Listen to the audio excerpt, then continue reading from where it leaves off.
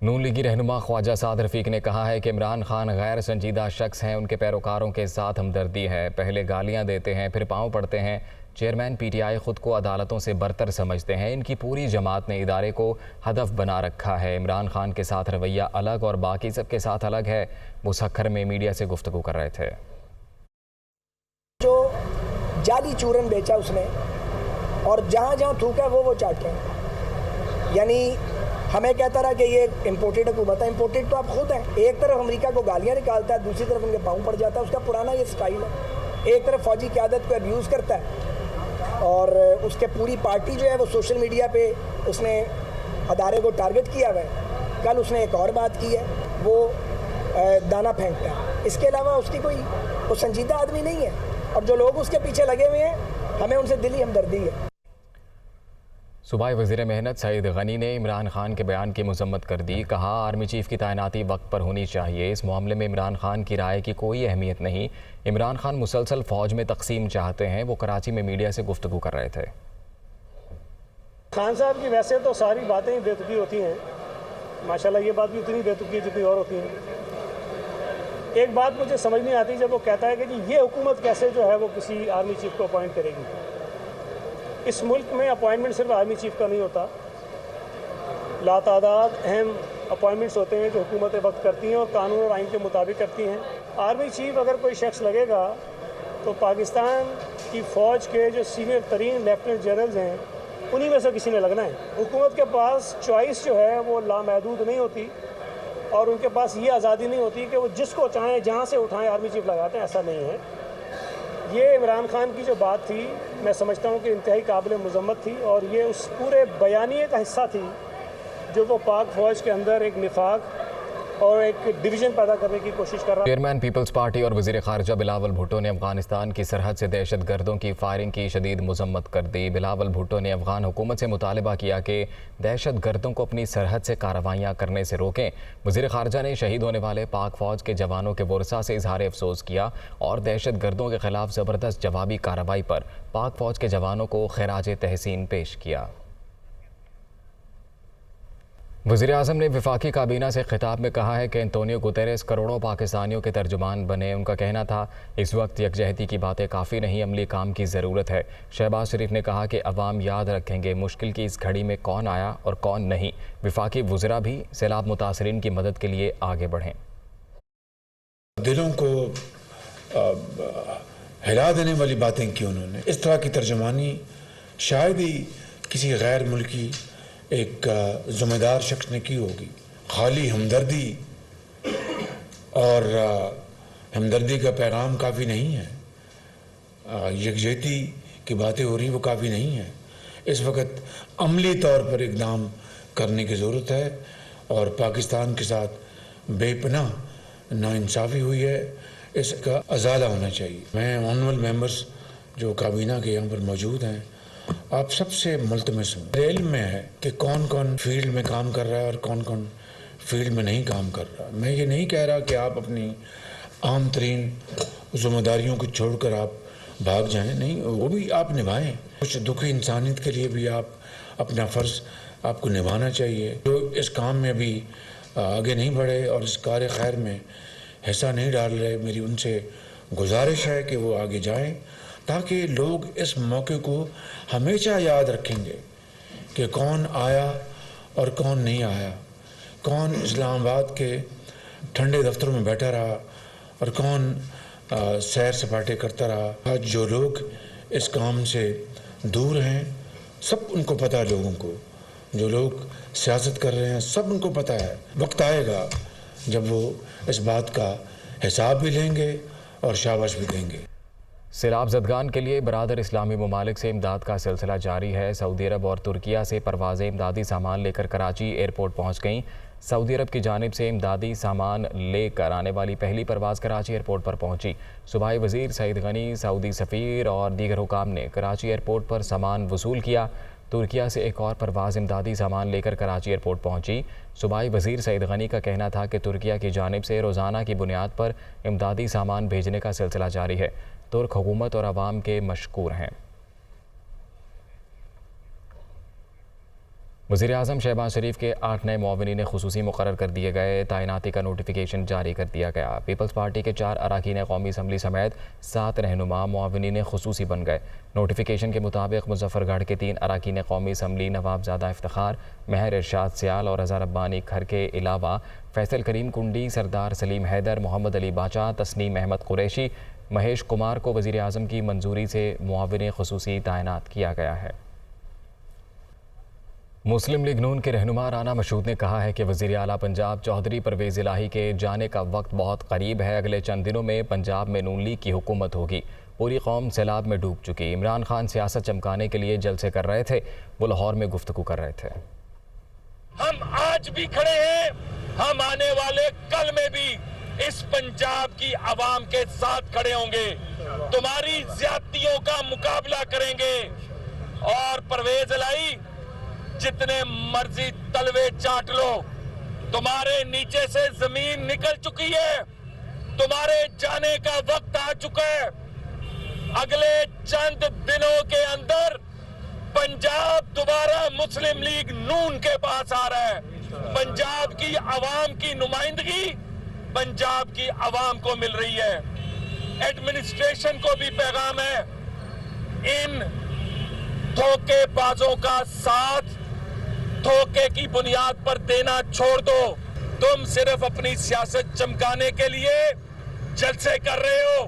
अवाम तुम्हारा असल चेहरा देख चुके हैं और हम तुम्हें हर जगह एक्सपोज करेंगे। वज़ीर इत्तलात सिंध शर्जील मेमन ने कहा है कि सोशल मीडिया पर एक जमात ने गिरी हुई मुहिम चलाई, जिसका मकसद सैलाब मुतासरीन को आलमी इमदाद से महरूम और सूबाई हुकूमत को नाकाम साबित करना है। इमरान खान को सियासत करने का कोई इख्तियार नहीं, इनकी जगह जेल की सुलाखें हैं। पूरी कौम एक हुई हुई है, लेकिन पाकिस्तान की एक फाशिस्ट जमात जो कि अपोजिशन से लड़ रही थी, जो कि इदारों से लड़ रही थी, सोशल मीडिया पे उनकी घिनौनी और गिरी हुई मुहिम, जिस पे उन्होंने यूनाइटेड नेशन को और डोनर एजेंसीज को सबको टैग किया, वो इन लोगों से इस वक्त अपनी लड़ाई कर रहे हैं। जो लोग इस वक्त हुकूमती इमदाद, मुखैर हज़रात से इमदाद और पूरी दुनिया की तरफ इनकी नजर है कि हमें इमदाद मिले और हम अपने काम कर सकें, और इनका मकसद क्या है कि हुकूमत नाकाम हो। क्या इसको हम मुहिब वतन कह सकते हैं? सिंध हुकूमत का फोकस इस वक्त सिर्फ रिलीफ, रेस्क्यू और रिहेबिलिटेशन है। तहरीक इंसाफ के रहनुमा हमाद अजहर का कहना है कि मौजूदा हुकूमत से हालात कंट्रोल नहीं हो रहे। मुल्क में महंगाई की लहर सैलाब से पहले ही है। महंगाई की वजह से आम आदमी की कमर टूट चुकी है। हुकूमत के पास कोई प्लान नहीं। ऐसे हालात में कारोबार नहीं चल सकते। नई हुकूमत को मईशत संभालने में वक्त लगेगा। वो लाहौर में न्यूज़ कॉन्फ्रेंस कर रहे थे। आज जब एक्चुअली मईशत डूब रही है तो बताएं ना वो लोग किधर हैं जिनको ज़बरदस्ती का इकोनॉमिस्ट बना के पेश किया जाता था उस वक्त। आज वो कौन से किस कमरे में छुपे हुए हैं, किधर उनको छुपाया हुआ है। तो ये सारी चीज़ें ऐसे प्रेशर के साथ आप मईशत नहीं चला सकते। ये प्रेशर डाल के कि इन चीज़ों के ऊपर गुफ्तगू ना करें, ये ना करें, ऐसे मईशत नहीं चल सकती। ये मईशत डूब रही है और इसको ठीक करने के लिए अब बुनियादी इक़दामात उठाने होंगे। और पहला बुनियादी कदम जो है, क्योंकि उसके बगैर कोई माई का लाल अनसर्टेनिटी नहीं ख़त्म कर सकता इस मार्केट में। ये मईशत का क्या जाके वहाँ पे लोगों को चूरन बेचते हैं काबीना के अंदर या अपने इत्तेहादियों को या बाकी लोगों को, मुझे नहीं पता ये क्या चूरन बेचते हैं जाके। लेकिन मैं आपको एक बात वाज़े बता दूं कि अगर किसी शख्स को अभी भी 5 माह में शक है कि इन लोगों में कोई काबिलियत है इस मुल्क को चलाने की, इस मईशत को संभालने की, तो फिर उस शख्स की सादगी पे और उस शख्स की इनोसेंस पे हम दुआई कर सकते हैं उसके। मुशीर इत्तलात वज़ीर आला पंजाब उमर सरफराज चीमा ने कहा है कि इमरान खान ने सियासी इस्तेहकाम का फार्मूला दिया। PDM वेलकम करने के बजाय मज़ीद साजिशें कर रही है। जितनी जल्दी मुमकिन हो सियासी जमातों को मिल बैठ कर इलेक्शन के हवाले से बातचीत करनी चाहिए। वो लाहौर में न्यूज़ कॉन्फ्रेंस कर रहे थे। ये तमाम PDM का टोला सियासी मैदान में बुरी तरह से शिकस्त का सामना कर चुका है और अब ये इक़्तिदार तक पहुंचने के लिए चोर दरवाज़ों का रास्ता ढूंढ रहे हैं। जबकि इमरान खान साहब ने 4 महीने पहले भी एक फार्मूला दिया था कि जिसके तहत सियासी और मौशी अदम इस्तेहकाम का खात्मा किया जा सकता है। ये चूं का मुरब्बा जो है जिसका मिशन सिर्फ और सिर्फ अपनी चोरी बचाने और मईशत को डबोने के और कुछ नहीं है।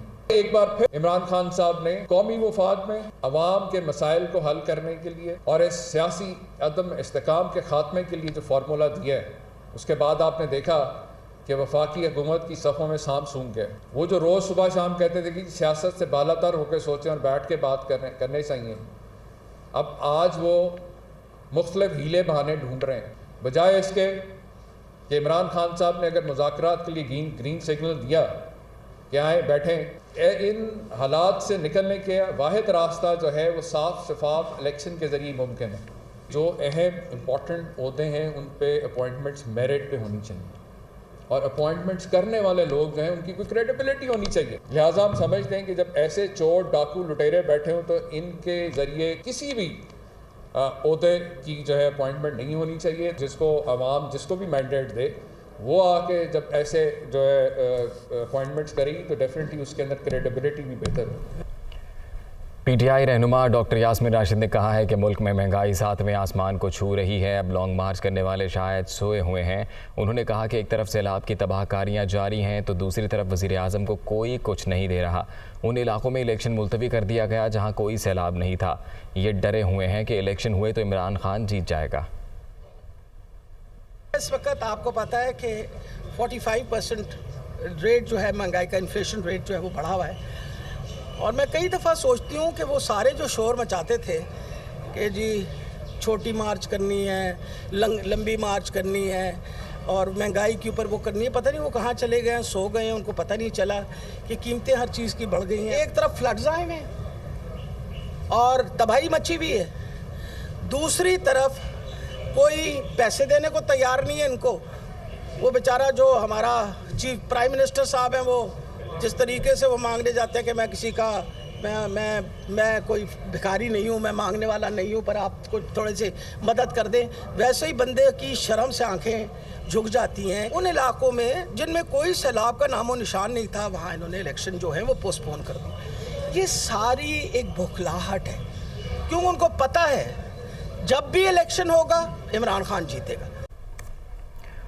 इमरान खान से बनी गाला में अमरीकी डेमोक्रेट पार्टी के रहनुमा ताहिर जावेद ने मुलाकात की। साबिक वज़ीर आज़म का कहना था कि बहरानी सूरत हाल का हल आम इंतखाबात का जल्द अज जल्द इनकाद है।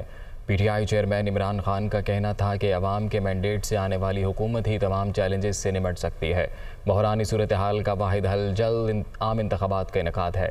सैलाब में फंसे अफराद को मज़ीद इमदाद की ज़रूरत है। ताहिर जावेद ने इमरान खान को सिंध में सैलाब मुतासरीन की मदद के हवाले से आगाह किया।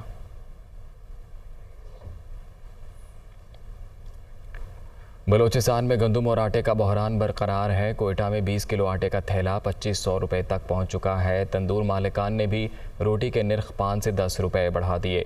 कोयटा में चंद मकामात के अलावा कहीं आटा दस्तयाब नहीं। जहां शहरियों को आटा मैसर है वहां 20 किलो का थैला 2100-2500 रुपये तक, जबकि 50 किलो की बोरी 5000 से ज़ायद में फ़रोख्त की जा रही है। आटे के बहरान के बायस तंदूर मालिकान ने भी रोटी के निर्ख बढ़ा दिए। चपाती 15 से 20 रुपये, सिंगल रोटी 30 रुपये, जबकि डबल रोटी 50 से 60 रुपये में फ़रोख्त की जा रही है। फ्लावर मिल्स मालिकान का मौक़िफ़ है कि सूबाई हुकूमत ने गंदम का कोटा जारी नहीं किया, ओपन मार्केट से महंगी गंदम मिल रही है।